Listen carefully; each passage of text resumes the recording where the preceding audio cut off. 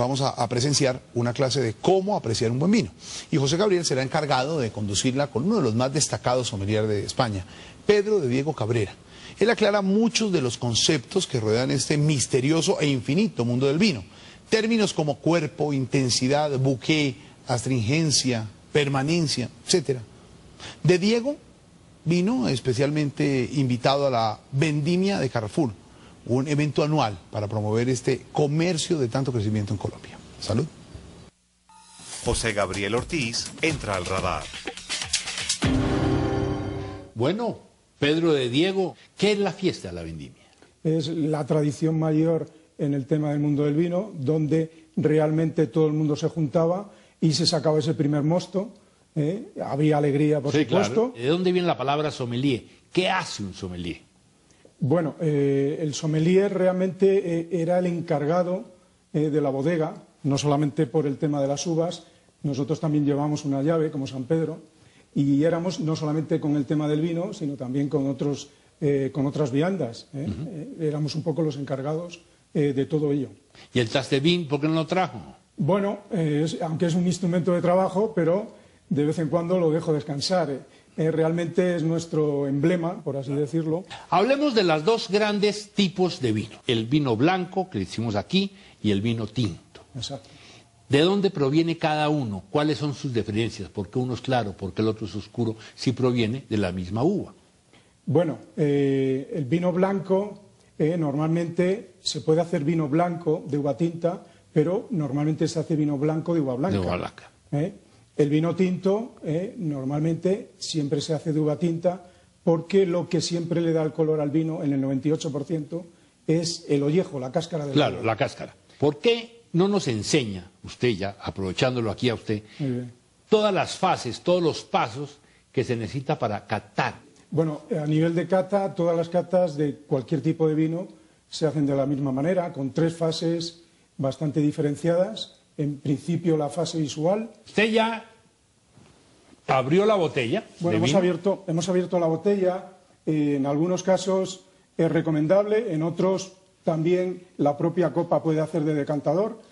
¿Qué es abrir el vino? ¿Qué es respirar el vino? Pues sobre todo con los vinos de guarda, vinos que llevan tiempo metidos en una botella, no solamente en barrica, es importante esa crianza oxidativa, sino la crianza de reducción en botella.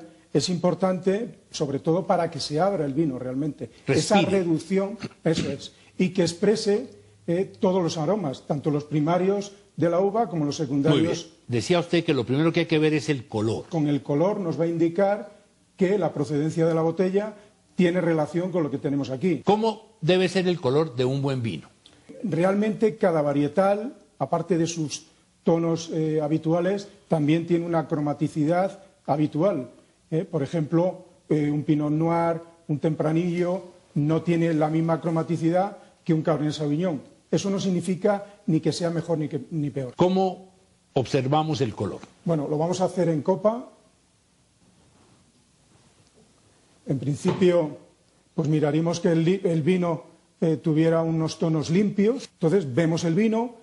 En principio es un vino tinto con un tiempo de guarda y tendría que reflejar de alguna manera la intensidad de la guarda. Nos daría, mientras el ribete, el borde, fuera más intenso, nos iría diciendo que el vino tiene más tiempo. Entonces, hablemos rápidamente de esa pequeña diferencia.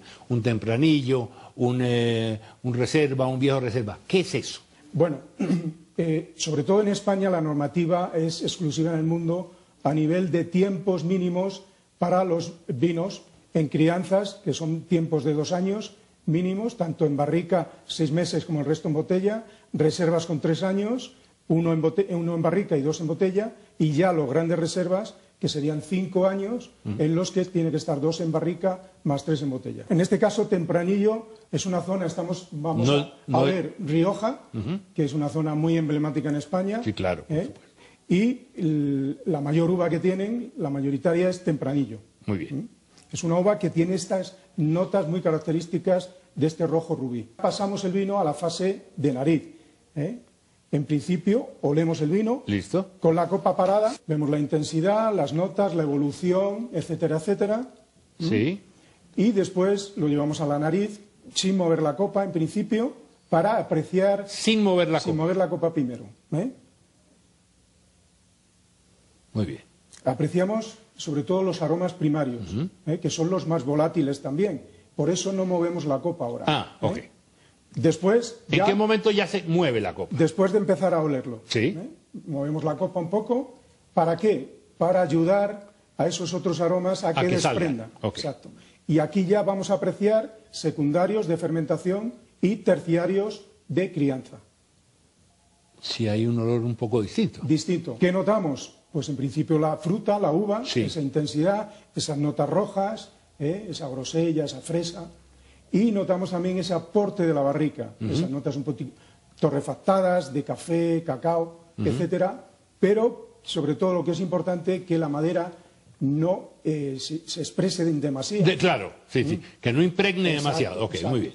Bueno, pues ya la fase en boca, bebemos el vino, no un trago muy grande ni pequeño. Pero ¿lo bebemos o lo tenemos un momentico? Lo tenemos un poquito en boca para que toda la lengua, todas las papilas se empapen un poquito de ello.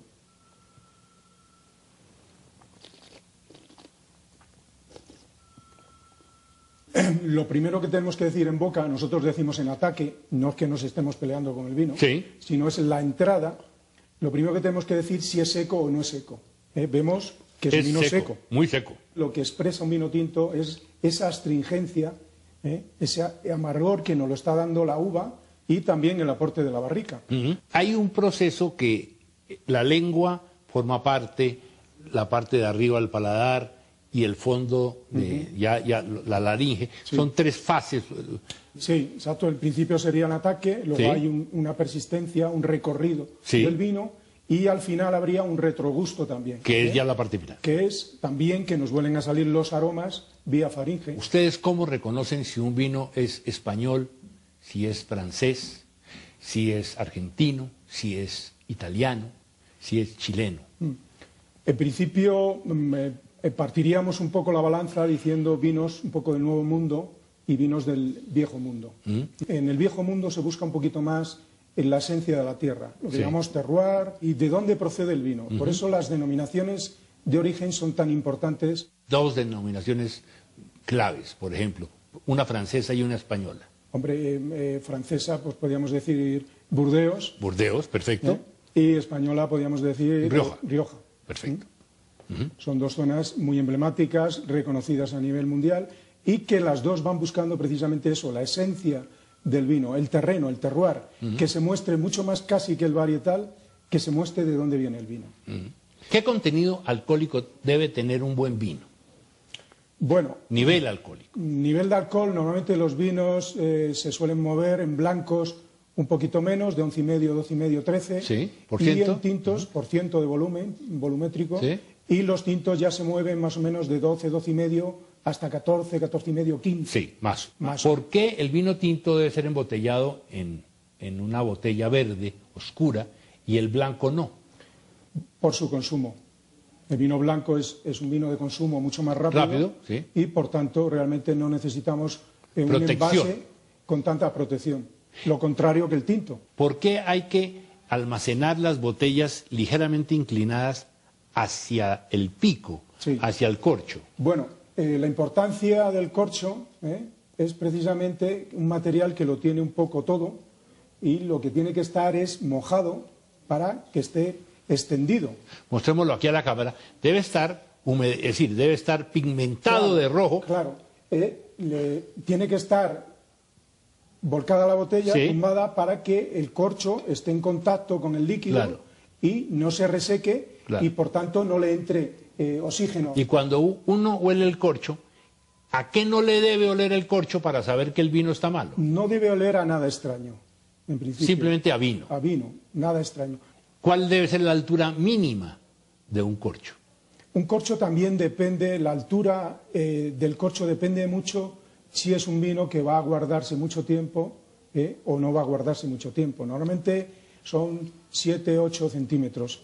¿Usted ha probado vinos de zonas tropicales como algunos que tenemos nuestros aquí en Colombia? Sí. He probado varietales como pueden ser Torrontés, que es una cepa blanca,